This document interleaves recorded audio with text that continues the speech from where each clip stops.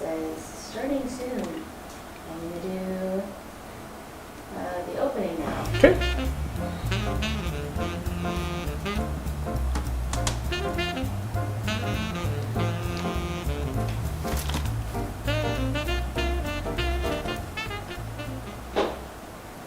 Welcome to another fantastic episode here on Small Business Celebrations Meat and Potatoes. We're going to be talking about, okay, you've got a customer that's coming to you to solve a problem. The problem is they don't speak your language, or they're not giving you all the information for you to deduce what it is that they need. So, and we couldn't do this episode without the great sponsorship from Kevin Oliver and Associates, our presenting sponsor. At Oliver & Associates Real Estate, we know that buying We'll or do selling a that, and home then I'll isn't just a introduce you to transaction, real. it's a life moment. real. That's why they're committed to building relationships that last. They take the Okay. time to truly understand your needs, You your look dreams, just your stories, so perfect. they can find you not just a house, but a home. perfect Give and- Oliver & Associates a call at 661-808-3444 or check them out at yourrealtor.us today. And our guest this week is Alison Hickman, the owner of Alchemy Interiors and Events. Welcome to Small Business Celebrations Meat and Potatoes. Thanks for having me. And for visionaries, go ahead and watch this B-roll real quick and see some of the things that Alison does.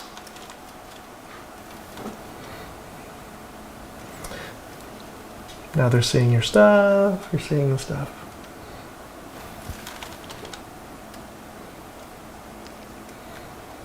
It's a minute long, so. No, you're fine.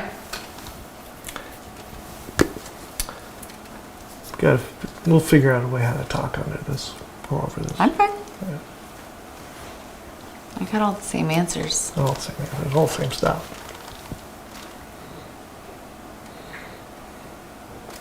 No, you're fine. Good. We'll figure out a way how to talk under this. I got all the same answers. All the same stuff.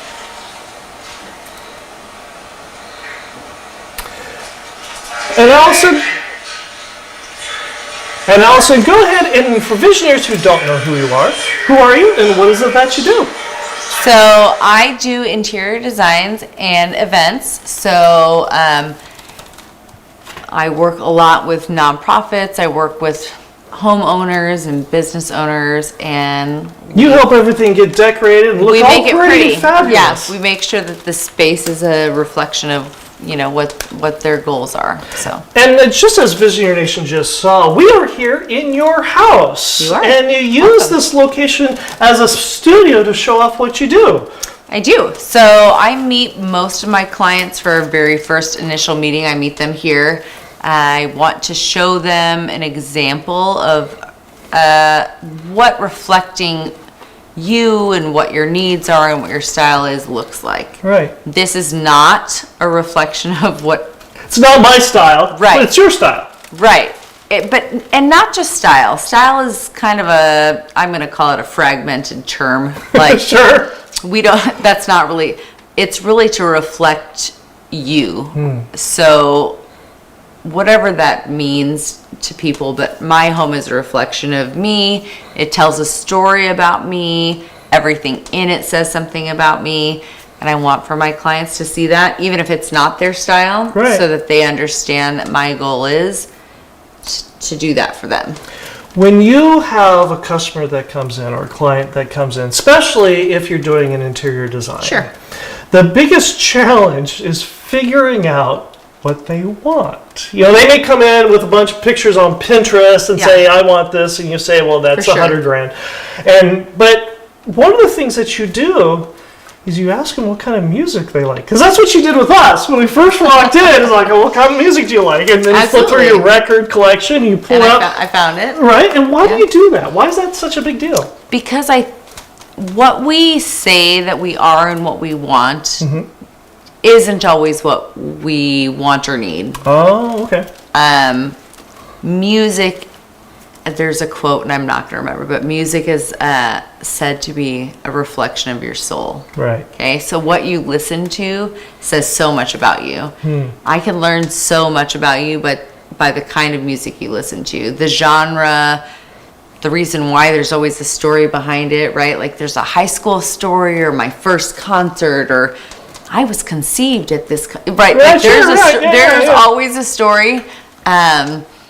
It just helps me understand people a little bit better, because I can't really, you can show me all the pictures that you want to on Pinterest. Right. And I'm very honest with people, like, about that's not even a real flower, that's AI, or that's not a real design, that's AI. You know, you have to be honest about those things.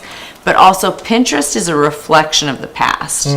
Pinterest is something that people are posting that's already been done. Right. Which is great inspiration for what we're going to do next. Right. But it's my job to figure out, like, whatever you're posting and whatever you want, like, how can we achieve that? So when a client comes in, and we'll use an interior decorating as an example. Sure. So we've got this office that we're getting, and it's your standard beige floor, white walls, you know, or gray floor kind of thing. And we come in and we ask you, okay, I want to go through and make this interior a reflection of me, or I've got this bathroom or this living room that I want to have redecorated. How do you draw out of somebody what makes them tick? You start with the music, but when we come in, we say, well, I want everything to be fun and festive. Sure. That doesn't help you. No. So how do you draw out of think somebody what is it that they want? A couple of things. One, it's important to understand the goal.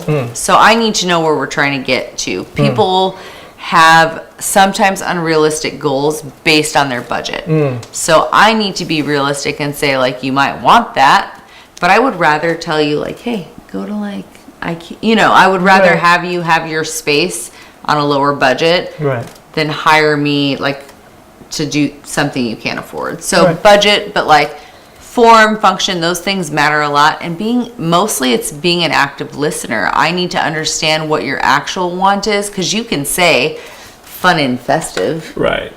That means something different to everybody. Right. So whether I'm looking at the pictures that you've shown me, or talking to you about your music, it's really just trying to identify and understand, like, how does this office need to function? Right. And what are you trying to portray? What are you trying to put out there? What are you wanting to show to people about yourself, about your business? What kind of a feeling you want to emote to your customers? Yeah, because in the same way that you walking into my house does that to you or to anybody, and it could be a good thing or a bad thing. Right.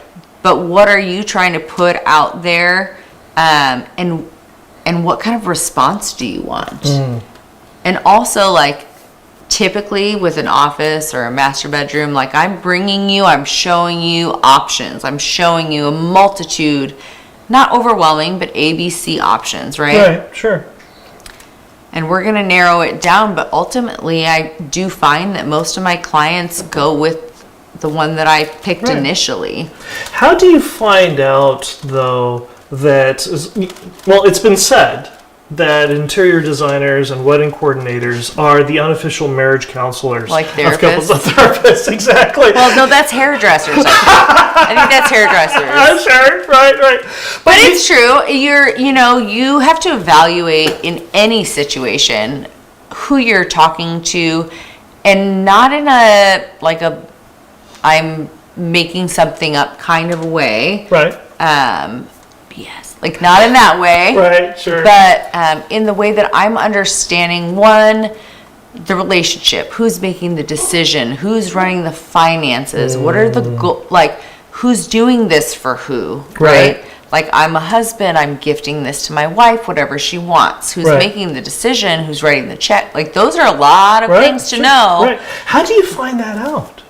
Because this is crucial stuff. I don't want to give away all my secrets. No, but you've got a lot. So, because a lot of business owners come in, and this is fundamental stuff for those of us whose personal skills are all learned and not innate. For us, this is a checkoff list of. I don't know. How do you find this out? There's so many ways, and I think I said it already. But, like, active listening. Okay. I'm going to listen to your responses, but the innate part or the intuitive part is that like your response might not be what you actually say. But I also might get it wrong. Right? Like there's the potential that I could say like, I think you want this and I feel this vibe. And I could be wrong. Right. But it's more, for me, it's like a feeling. I mean, I ask all the questions Right. and I do I'll snoop. Right. I check your playlist. Right. I'm checking your Instagram. Stalker. Checking your Pinterest. Well, in a bit, It's called research. but in a business related way, Right. if you're a bride and you hire me and you create a Pinterest board and you're adding pictures to a mutual board, I see it. I see when you're doing those things. I see how that vision changes or manifests itself based on what you see. Right. And with AI and with the way that these things work, if you pin it, there's going to be all these other things that come up and you're going to want that instead. Right. And I tell clients probably every time I meet with them, once you pick your wedding dress, stop shopping. Because there will always be something else that's beautiful. Right. There will be always be something else that's next that we want. And so my job is to say yes to the dress, right? Like, I see what you want and Right. what is in your budget and how you want it to function. So stop looking. Because you're going to be beautiful in any dress you pick. I just talked to you like I a was girl. gonna, But does that make sense? well, in our Or world, as a man, well, in I our world, wouldn't have said it's that. not but- called a dress; it's called a kilt. Oh, but see, I wouldn't say you're going to be beautiful in any kilt you pick. I would say like, hey, what's that? Be a man. Be a man. Pick your own kilt. Right? Like the response is different based on the personality, based on the need, based on the want. I do think that there are learned interpersonal skills like active listening. Right. Responding to what you're actually saying, not already deciding what it is you're going to say Right. and responding to it ahead in my mind. I make copious notes. That is one of the things that, for those of us who have challenges with us, like I said, all of our interpersonal skills are learned. It doesn't come innate.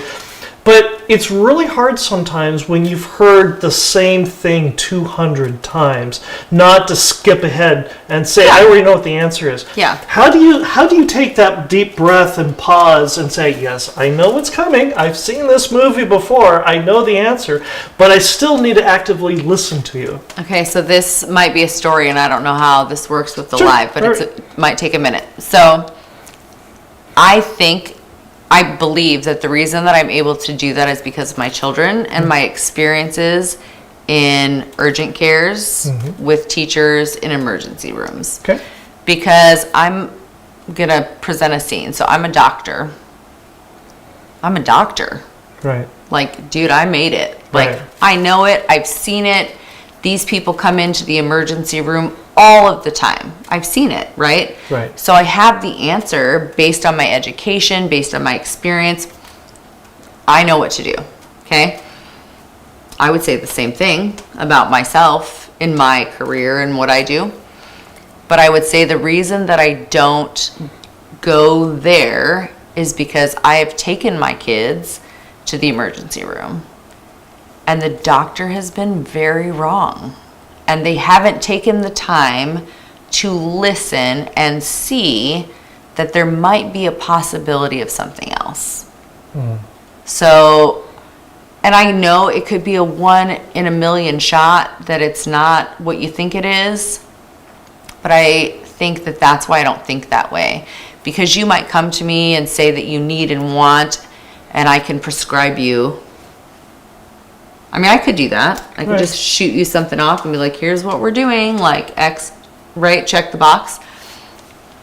But as a patient, as a client, I would be doing you a disservice. Is that a bad I don't know. That's my story. that's good, That's yeah. why. That's why I think that way, though. You've got coming up something you've never done before. That's true. Do you remember what it is? It's the Kern County Boat and RV Show that's coming up. So close. The Cal shows, but yes. Okay. The Sportsman Show, the Boat and RV Show, yeah. And for Visionaries, when we were setting up, I was listening because Allison was doing something that most business owners do. She was constantly on the phone, constantly talking to clients and vendors. And this is one of those kind of situations, Allison, that everything is sold out. Yeah, we're about full, so we're making room. And yet you've got vendors still calling, asking questions. And you did something that I thought was fascinating through this, is you went through and addressed their situation, addressed their problem, even when you didn't completely know the answer to it, but you're willing to get back to them. This is the crux of what we're talking about Absolutely. tonight, which is being able to problem solve and being able to listen and understand what the customer wants and translate it into something that you can tangibly use. Walk us through how that works. Well, I think that when a customer comes to you, and I think that it's probably one of the first business lessons you ever learn or hear, right? Like, fail fast. Like, if you don't know, say you don't know and find out. Right. If you're in a press conference or a high pressure situation and you don't know the answer, the best response is not to make something up, Right. but to say, I hear what you're saying. This is the question I'm hearing. I will find out and get back to you. Is this something that the reason you're repeating it back to them is so that you understand what it is that they're saying, so that if it's wrong, they tell you? I think it's both. I Okay. think that when we repeat things back, it's something that sort of cements it in our memory so that we remember, because that's almost more important than they, them remembering it. But when you repeat something back, it's that same active listening. I'm showing you, I don't have a pre-planned answer to your question. I'm listening to your question, and I want to make sure this is what you're asking for. Right. Because maybe I got it wrong, right? But it confirms for them, I heard what you said. Here's my action, and always I repeat it. So here at the end of a conversation, you're going to text me this information. I'm going to email you back this information. Look, repeat it back, because it solidifies that in their mind and in your mind. If you hear something just one time, In and out. it just goes. And if you get customer calls or vendor calls, I think I took 8 calls while you were sitting here. Right. If I don't do that and I don't repeat it, I don't want to forget it. And I also take copious notes. I don't know if I already mentioned that. Sure. But I write it down. And some people are like, oh my gosh, Allison, with your notebooks. But everything has a number. Everything is crossed off, right? I want to work through it. I don't want notifications in my email. Because how can I take time for you and what you need if I still have 75 things in my inbox? I probably can't. So that's kind of how I zero in, I guess. That was a big answer. And that brings us to the fortune cookie game. Now, Visionaries, if you're not familiar with the way the game works, the fortune cookie game, I have a sealed fortune cookie for Allison. And what she has to do is unseal the fortune cookie, break open the cookie, read the fortune inside, and add "in my business" to the end of it. And then, of course, elaborate.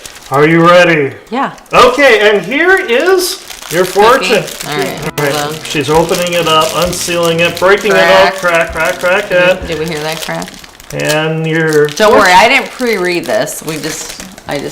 All right, pulling it out. Okay, so a challenging and fascinating project is in your future, in my business. In your business. How so?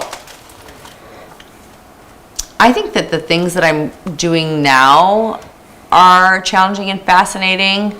And really, as a designer or creator, those things are coming to fruition in the future, right? Right. I'm just starting on projects that I can't wait to see the end for. It makes it fun. So I feel like I'm already sort of in the middle of that. I'm planning, I'm getting samples, I'm, using the creative juices, whether it's a wedding or a bathroom. And I got all the ideas up here. Right. But getting to see those things that you drew on a napkin one day be installed in a building, like, that's pretty incredible. Like, that's fascinating. And hopefully that keeps happening with every job that I get hired to do. It's why you got into business in the first place. I did it because my husband told me to get a job. I'm kidding. Right. No, I'm not kidding. No, because I just have this creative, it's an outlet for me, and I want for people to feel that amazing feeling of like, this is what I dreamed I would walk into, whether it's their event and they're raising money or their bathroom. Like, imagine working for 40 years as a teacher and never having a bathtub, and then one day, right? Right. That's an amazing feeling. Like, I thought of this, I made it happen. Not me, them. They Right. have ownership in that. I created this event. I created this nonprofit, this idea. I had this idea in my head, and then I walked in, and there it was. Like, that's an amazing feeling. So is that a good answer? Fascinating. That's fascinating. Well done, you. You've got it right. You got it right. A plus? A plus, plus. Now, Visionaries, if you've been watching the main show, behind the scenes is producer Emily, and she is 180 degrees opposite of me in so many different ways. And in fact, she often asks questions that end up in the show. I, of course, take credit for it, but for so long, we haven't had the opportunity to get her out in front of Visionary Nation until we do meat and potatoes. And so without further ado, we have the most popular segment of the main show you never get to see. It's Questions by Emily.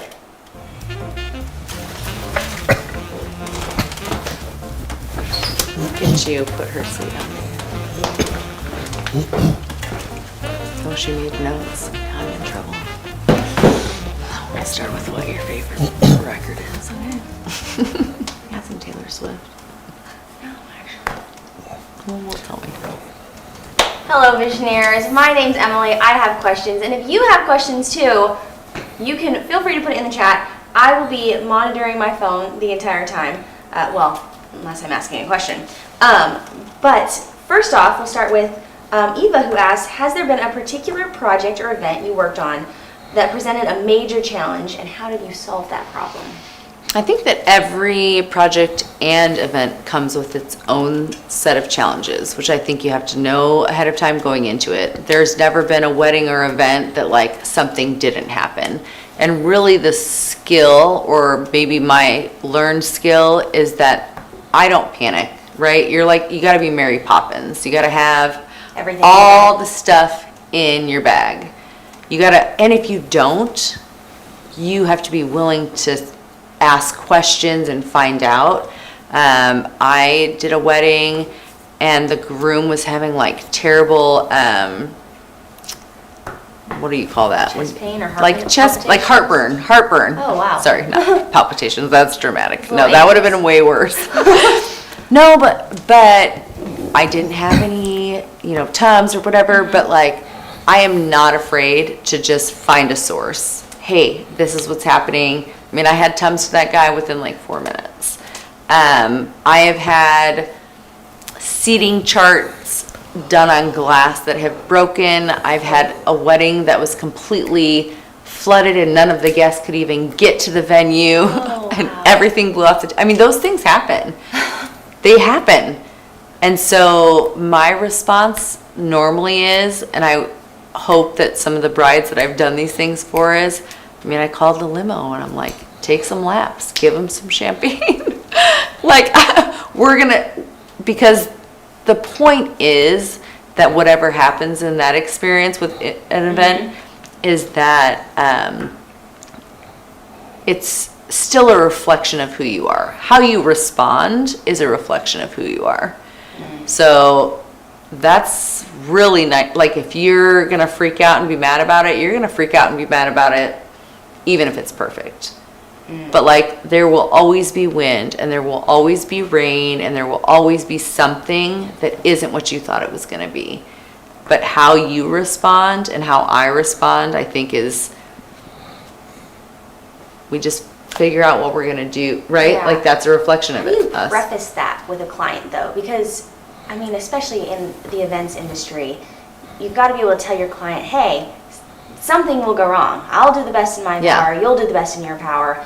And a lot of business owners, you know, they want to be able to say everything in your contract will be perfect and everything will go according to plan. And how do you... I don't do that. There's not a guarantee. Yeah. I mean, in events and, you know, interiors and things of that, more so with interiors, obviously, like, we know what we're ordering, we know what we're Yeah. getting, there's not as much of that, but there are contractor issues or timeline issues. Those things still happen. There are unforeseen things, like there's a plumbing issue, or, you know, those things do come up.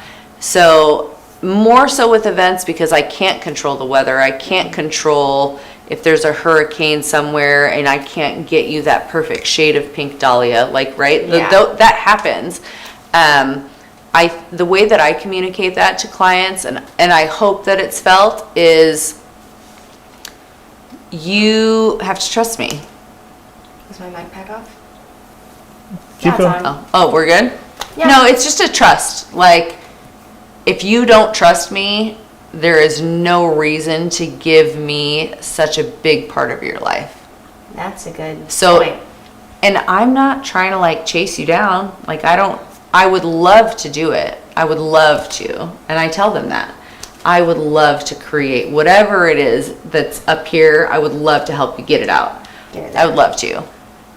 But if you don't trust me, it never will work, because Well, they won't trust anyone else, really. well, they Maybe might. would. I mean, Maybe if you their personality follow, or like, if you different- follow a designer on social media, or you follow a florist or whatever those things are, you're like, oh my gosh. Like, I get messages That like, person. you're going to do my wedding someday. Like, they're Yeah. already, like, they're in. They're like, whatever you do is amazing. If you walk in with that, like, And there's those people. I know you can do it. I know that you're going to see it through. I know that you can do it. I'm not worried about it. Those are the best clients. Yeah. If you have fear, which is a huge part, you should ask that question, but most of the trouble with any client, in any business, in any sale, is fear. It's a financial fear, it's a function fear. Is it what you're telling me that you're gonna do, are you gonna actually do it? Fear. Am I investing in something that will actually transpire and affect my life in a good way, right? Like, I'm sending you a picture of my house that I want to live in, or my grandkids, or my baby shower for my, right? Like, those are big moments. So if you don't trust the person that you're working with, or you're afraid that they might not, it's not a good, like, working relationship. At what point with a client do you try to work on that fear and say, I still want you as my client, we'll work on this fear together? And at what point do you say, you know, I think you might just be a little too afraid to work with me? Yeah. Maybe at what So point do pretty you cross soon, that actually. line? So pretty quick. I usually meet with my clients here at my house. We talk through some of those things, and I'm very upfront about that. This is how I work. Like, is that okay with you? This is the process, you know, next steps. I find now the clients that are pursuing me know that they want me. So I don't really have to sell myself in that way, or like worry about it. And worry about this fear. But, I mean, there's still fear in decisions, right? There's still fear in, like, yes, I want to hire you, and here's your deposit, but there's still fear in, like, if I send you some, like, this, right? They might Yeah. be like, me. Not Right? that shade of pink. Right, exactly. I'm not that shade of pink. Yeah. And so, but it's a conversation. It's me listening and hearing. Now, me firing a client is if you do not make a decision, or if you go outside of the conversation that we've had and you make decisions on your own, and not just like, you know, it's like your kids, like, you know, like don't do that. And Yeah, it's like a giant plan. Yeah, shifts, like it's a and you big walk shift. in and all of a Yeah, sudden so the I've wall's had- a different color. right, like, oh, we just decided over the weekend. And I'm not saying like, oh, you're like, like I don't do that. But I do let them know, like, that makes it very difficult because we're always going to have to come back to a plan. And if you're sort of like, look, I'm the most creative. Paint a wall, like, put butterflies on it, like, do what you want to do. But if you don't communicate that to me, and then we have to keep coming back to it, and you are unable to make a decision, then it's just a very drawn out process. So instead of being a 6-week or 8-week project, I've had clients that it's like, we're like 8 months. You know, like this and the would, question of, do you want to finish, kind of comes up. no, because then I it's just say like, you do, but the client might. right, Yeah. like, look, we have just done our best work here and keep ordering couches from Keep Wayfair. on keeping Like, on. just do it. Like, if that's what you want to do, like, just do it. I support you, I love you, we can like give a high five, but it's too much I can't. Yeah, That's- well, you want the best for the client, and sometimes Yeah, they and if have to they go a different can't, direction. yeah, so if they can't make a decision, Yeah. that's the like So hardest thing. you do weddings, events, florals. Those are, to some people, 3 separate businesses. Well, How and do you- interior design. And interior design. So all of that. So how do you manage what aspect of the business you're doing? Is it seasonal? Is it... Yes and no. So like seasonally, events for sure. You know, there's sort of the spring and fall season of events. I typically, if I'm doing event design, I want to do the floral. I just feel like that's something that is my creative outlet, and I sort of do. It's like relaxing part. Yeah, that's kind of like the hobby part. I get hired a lot just to do floral, and I do that, and I love doing it, but that's sort of my creative outlet part. Okay. I think when it comes to interior and event design and the scope and the layout, they're actually very similar. Nice. So an event needs to be really, close your eyes and walk through it. Like, as a tender of that event, like, what's the goal for that person? What's the goal financially? Am I trying to raise money? Do I need an MC? Do I need a band? All of those things come into play. And then how does it look? And how does whatever it looks like make those things happen? Okay, so that's events. But interiors are the same way, right? Oh, yeah. It's form, it's function, like They have the same purpose. form, function, and finance for both. 3 things. 3 things. Like, if you can nail those things down, it's really the same thing. The flowers for me are just something that they're beautiful, and I love learning about them. And I think flowers teach us a lot. I think I was telling Michael earlier, every flower has to be processed different. They have to be, in different temperatures of water.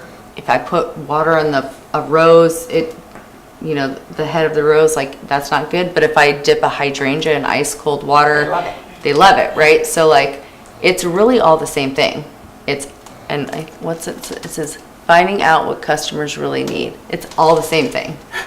That's my job. My job is finding out what do you really need, and if I can't do it, I will find somebody that can. And that's Because I might not be able the way to do to. it. Yeah. Really. We had another question come in. Uh-oh. It says, do you find creativity or skill to be the most powerful tool in design, or something else entirely?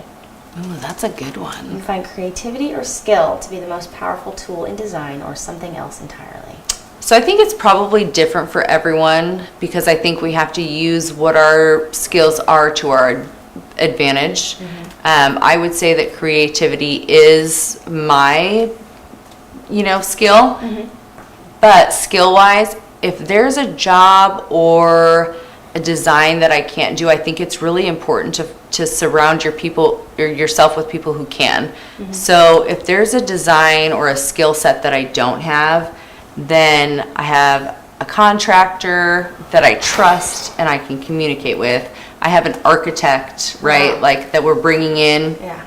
So, of course you want to hire someone with skill, right? You want to hire somebody that has skill and that has understanding of all of the things that we want to do. And That's hugely important. Don't hire someone that doesn't know. That would be silly. Yeah. But I think for me, the creativity is where I thrive, and I support myself with people that I know can just nuts and bolts for me, right? Like, look, I think, like I will say that. I'm like, hey guys, like I have a client meeting tomorrow, and I'm like, I think we can fit a 72-inch door here.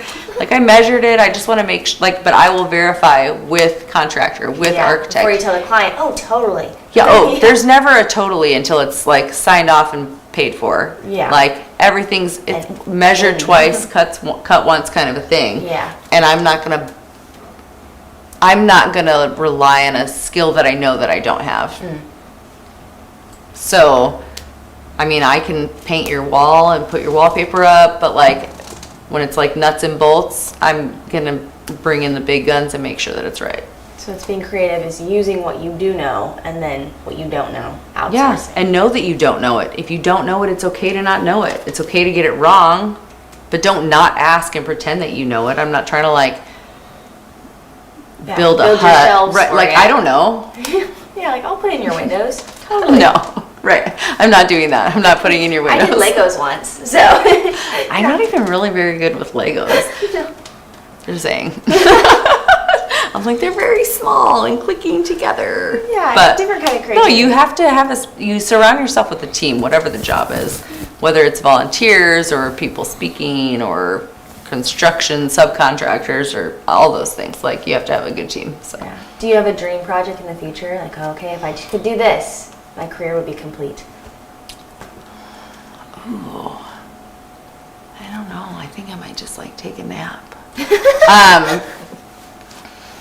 Yeah, I think so. I really enjoyed working on the gentleman that we had talked about. That was a big, that was a big moment for me. Like just a great team, a great job, that everything kind of came together. I think if I had a dream of what I would do or a project that I would do, there's two. One would be I would open my own space and I would just do what I wanted to do. I don't want to give any details because I don't want you to steal it. It's pretty good. And two, I've always thought it would be very interesting to work in like the film industry, like designing sets or just doing the flowers for sets. Oh, yeah. And so I always like, when I watch TV, I'm like, oh my gosh, did you see that flower arrangement? And I'm like doing the math in my head. I'm like, do you know how much those cost? And I would love to do that. Yeah. Just have you ever been to Beverly Hills Hotel even? Oh, those yeah. flower arrangements. I know. Like, who gets those jobs? Those look so cool. Oh, I know. And it's like, and they change them out every week. And I'm like, sign me up. I would, because I just think like, for me, that would just be like, okay, like I'm good. I made it. Like they want me. I don't have to hustle anymore. I mean, you still do a great job, but like, I'm not trying to like save the world with my job. I just want to like have fun, make it pretty for everyone. How do you? Oh, one more question. One more. Okay. How do you deal with, because so like the gentleman, the show that's coming up, those are very male-dominated type things. Whereas weddings, here we go. You're working with the bride. So how do you switch from one to the other? Is there similarities? Like, what are the differences? Well, sorry, I'm like internally having this conversation. Like, how do I answer this? The response has to be the same in that I'm listening to you and I'm listening to what you need and want. And for sure it's different. Absolutely. Even with clients who, it's a husband and a wife, like who's the decision maker, who's got some emotions or fear. Like that's all part of the landscape. I think that there is a difference. I mean, I think that with the gentleman or with the show, I think that I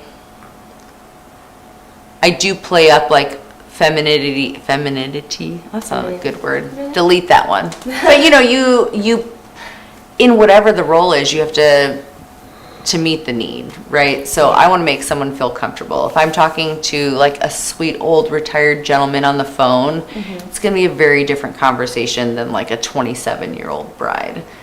Yeah, And it's who's not got that her I, board curated. yes. Exactly Oh, and she knows what she wants. Yeah. And that's not that I am changing to myself, but I'm just listening to what the need is. Like, Yeah. what's the conversation about? What is it that you want to get out of this? What's the end goal, right? Like, are you a business owner and you want to know, like, how much is this going to cost? When is the money due? Where am I going to go, right? There's that. Or there's just like, I just want to hang out and have lunch. Like, okay. I'll do that too, you know? I mean, I'll charge you for it. We'll be free lunch. But yeah, there's a gambit of that. And everyone, just like you guys coming in today or my kids, I communicate with my kids differently. Each one of them, all 5 of them, I'm like, oh, I can't say that to him, but I could for sure say that to him. You know, like It's personalities. it's all relationships, and it comes back to listening and trust. Do you trust me? Do you want me to do this job for you? What's your goal? Like, is your goal to hang out with me and have lunch? Or is your goal to, like, do some business? Exactly. Right? Yeah. Well, thank you. I don't know. And visionaries, you can look at our show slide while Michael and I change places magically. My question about Emily is sponsored Magic. by Casdor Consulting Group. Hunting your top-tier talent for your business, Consulting, look Ed. no further than Casdor Consulting Group. Oh, did we not Their know that? mission is to deliver world-class staffing and direct hire services by truly listening to Yes. the needs. Hi, Ryan. Consulting, it's not just about filling positions. Husband. It's about creating a culture of mutual success for both candidates And we'll do clients. the slide With for unmatched customer the service and a existing commitment show, to earn your trust, and see you they're next week. redefining the staffing industry one placement at a time. And then Ready to we're experience gonna the future put of staffing? Visit pajamas on. CasdorConsultingGroup.com or call them at 877-800-4622. That's CasdorConsultingGroup.com or 877-800-4622. And let's build your legacy together. And visionaries, if you haven't checked out this week's episode on Small Business Celebration, we're going to be we've got our wonderful guest. We're going to talk about hot yoga, among other things, and the business all involved with that. If you haven't watched this week's episode on Small Business Celebration, you definitely want to check that out. And Allison, thank you so much for joining us here on Meat and Potatoes Live. You're welcome. And if visionaries want to get in touch with you, how do they do that? So the best way is to follow me, obviously, on Facebook, Instagram, Right. at Alchemy Interiors and Events, and just send me a message. And my number is linked on there as well. So if you want me to get involved in a project or have lunch, Have lunch? Whatever your That's- real motive is. I was Whatever. listening. just have lunch. I don't know. We should edit that out. Not just for lunch, just business. Just business. Well, thank you again for You're joining us very here on Meat and Potatoes. And until next week, when we have another Small Business Celebration Meat and Potatoes Live, we'll see you then. How we do? Almost done. Thank you. I don't know if the second version was.